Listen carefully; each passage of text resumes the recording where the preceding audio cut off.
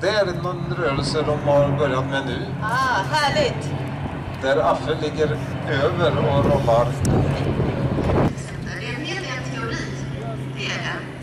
Men själva flygandet är faktiskt inte så svårt. Eller hur, Håkan? Nej, det är att köra bil.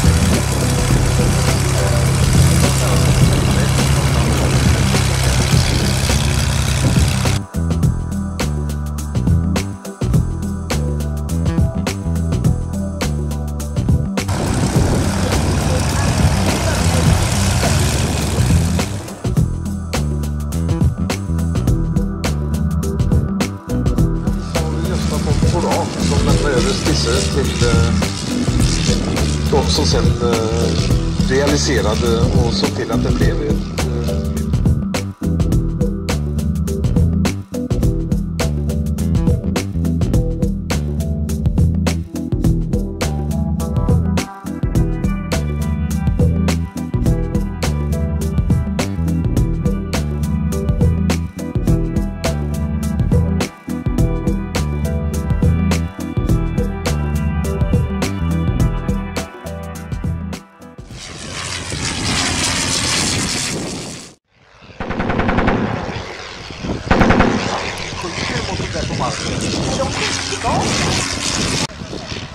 Vi får upp dem så fort som möjligt i luften. 120 hästkrafter. Ja.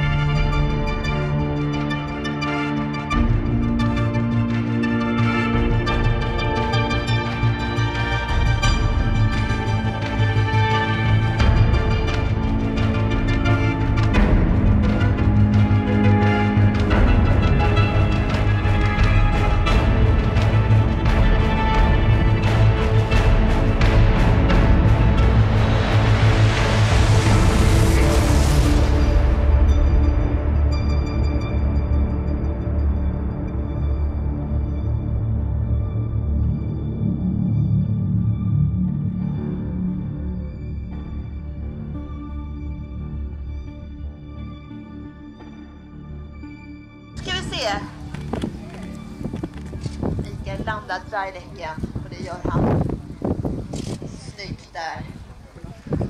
Åh, vad härligt hörni.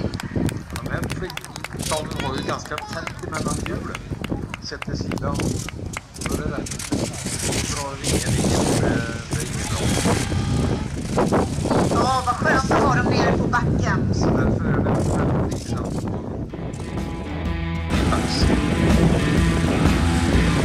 Vi har bra flygplan, vi har bra